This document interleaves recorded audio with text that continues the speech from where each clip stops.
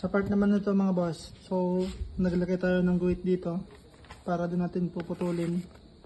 Yan, so pagitnaan lang natin mga boss. Yan. Then ito na yung magkabilaan. So putulin natin mga boss.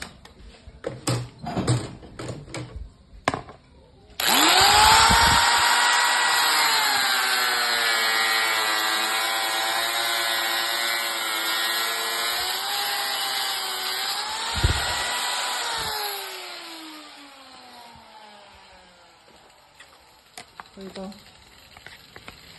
na siya mga boss. Yan na. Magkabilaan na yan mga boss. Ito na mga boss, naputol na natin. So magkaasawa yan.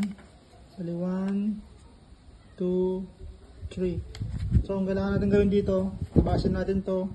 Yan lahat para maging pantay-pantay. So yan, naipit na natin mga boss. Iipit na natin, then gamit lang tayo ng flap disc, grinder. Yan, grind natin ito, tapos yung next yung ilalim, tapos ito naman, saka to. Cut natin yung video mga boss. Ito na yung pinaka last part niya mga boss. Okay na dito, tapos yung ilalim, saka itong taas na lang. Then make sure nyo mga boss na tanggalin nyo yung edge nya. Ayan ito.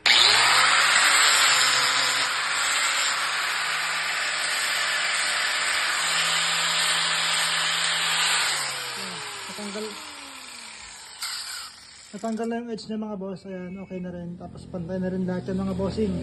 Ito nga pala sa mga nagtatanong kung paano yung ginagawa natin, o kaya sa mga gusto magka-idea kung paano kayo gumawa ng case ng inyong aparato. Ito na mga boss, okay na.